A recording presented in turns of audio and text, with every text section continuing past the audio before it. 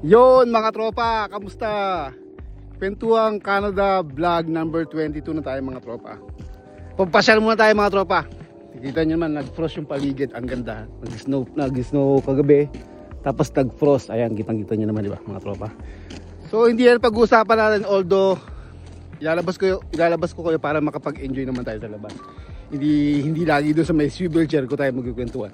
Pag maganda yung panahon na tulad dito, -7 lang mga tropa, hindi ganong malamig. So dito tayo mag-vlog sa labas, magkwentuhan.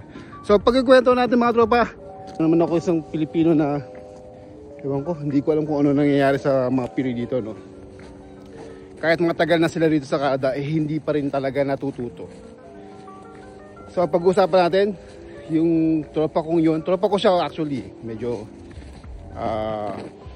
hindi naman nagalit, pero parang ewan ko, ang tagal niya na sa Canada pero hindi pa rin siya natututo sa pagkuha ng sasakyan mga tropa.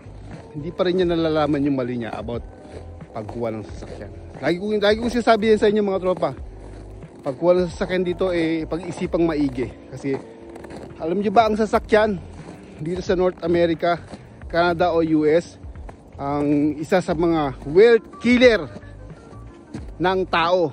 Hindi kaya yaman talaga tropa kung meron kang mamahaling sasakyan o kuha ng sasakyan o upgrade ka ng upgrade ng sasakyan. Hindi kaya yaman mga tropa, maniwala ka sa akin.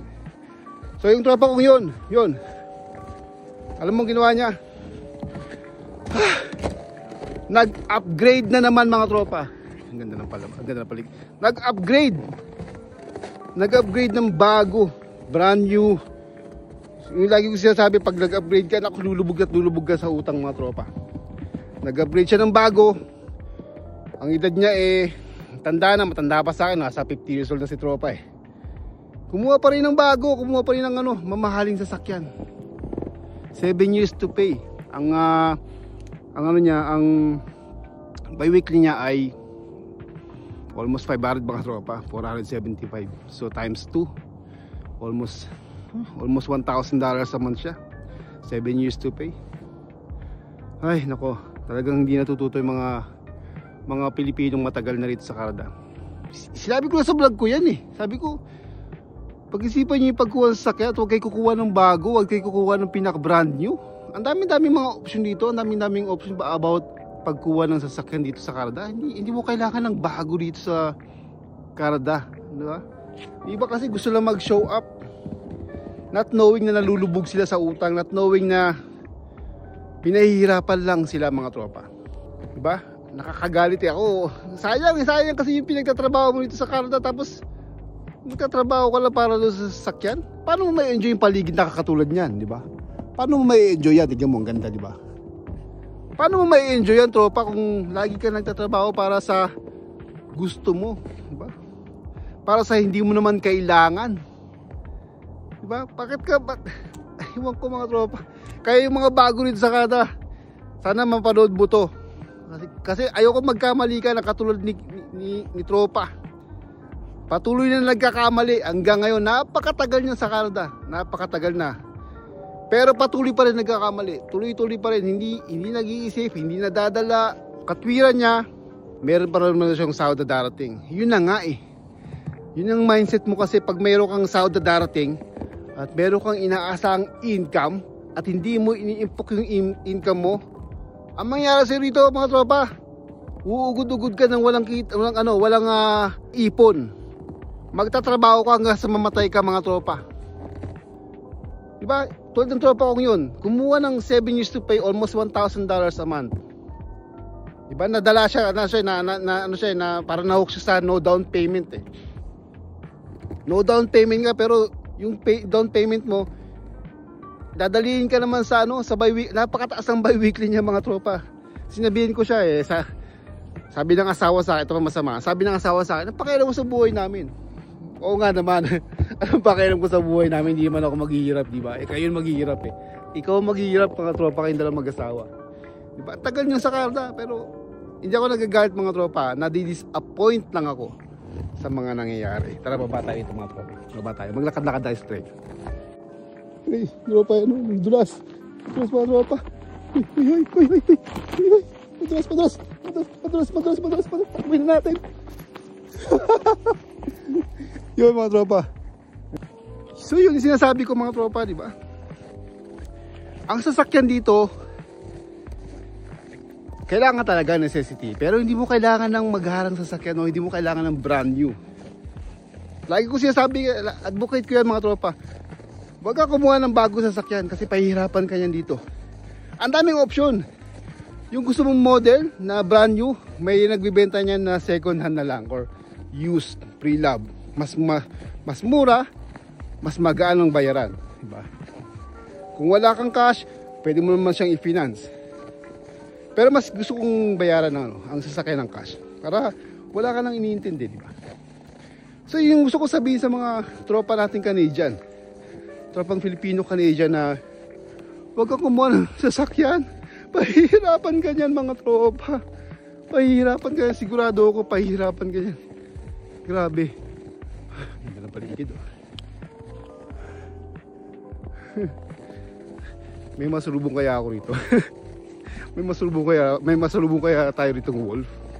Wala namang wolf dito kasi nasa north yun. Nasa Central Canada tayo. So yun sinasabi ko mga tropa, diba?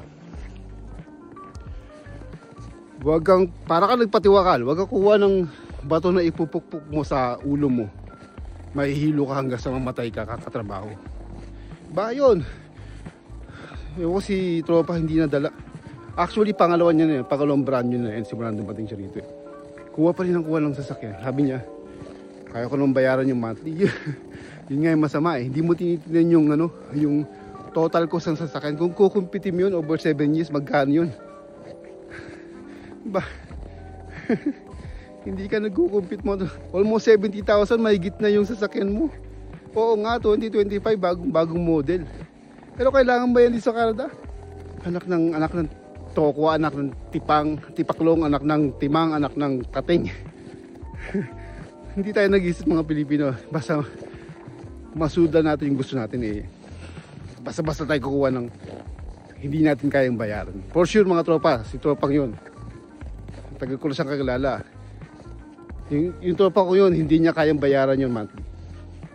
So ang gagawin ng mga tropa, magdo-double job. Para lang sa sasakyan? Ikaw nga mag-isip, para lang ba sa sasakyan yung pagtatrabaho mo? Eh paano kung, parang tayo na si tropa eh, nasa 50 plus na yun eh. Ilang years na lang siya, golden years na siya. Wala pa rin ipon. Kasi lahat ng supposed na ipon niya, napunta lang doon sa sasakyan. Mahilig kasi tayo mag-show up mga tropa. Mahilig tayo magpakita ng kung ano-anong meron tayo, di ba? Alam ba, kung lagi ka nagpapakita ng mga gamit mo, ayun ang pinakamabilis para mawalan ka ng pera, mga tropa. Kasi kung patuloy ka mag-show up, patuloy ka magpapakita ng kung anong meron ka, bibili at bibili ka. Kasi nga, nag-show up ka eh. Ganda ng medyo mag-spring na kasi mga tropa, kaya natutunaw na yan, di ba? Balik tayo sa usapan, di ba? Yung sinasabi ko mga tropa, ay, di ba? Sana kayong mga bago, yung mga bagong dating dito sa Canada, at saka mga parating pa lang, pakinggan nyo sasabihin ko, huwag kayong kumuha ng brand new. Lalo pag nagsisimula kayo, used car muna.